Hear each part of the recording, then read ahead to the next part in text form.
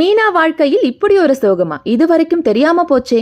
90s favourite நடிகை மீனானாலே பிடிக்காதவங்களே இல்ல. 48 வயசானாலும் இப்பவும் மீனா அவ்வளோ அழகா யங்கா இருக்காங்க. இன்டர்நேஷனல் லெவல்ல அவங்களுக்கு ஃபேன்ஸ் இருக்காங்கன்னா பாத்துக்கோங்க. குழந்தை நட்சத்திரம் டு ஹீரோயின், அதுக்கு பிறகு கேரக்டர் ஆர்டிஸ்ட்னு சர்வே பண்ணிட்டு இருக்காங்க. கணவர் வித்யாசாகர் இறந்த பிறகு மகள் நைனிகாவோட சிங்கிள் மதரா கெத்து காட்டுறாங்க.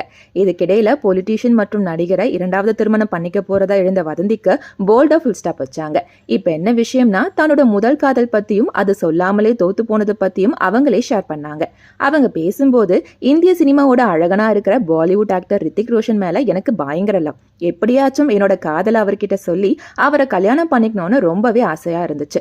பட் அன்பார்ச்சுனேட்லி அவருக்கு கல்யாணம் ஃபிக்ஸ் ஆன நியூஸ் கேட்டு ஷாக் ஆகிட்டேன். என்னோட இதயமே நின்னு போகிற அளவுக்கு மோசமான நிலைமையில இருந்தேன். அதுக்கு பிறகு அவரை ஒரு கெட் டுகெதர் நிகழ்ச்சியில மீட் பண்ணேன்னு அந்த போட்டோஸை ஆசையா காமிச்சாங்க மீனா.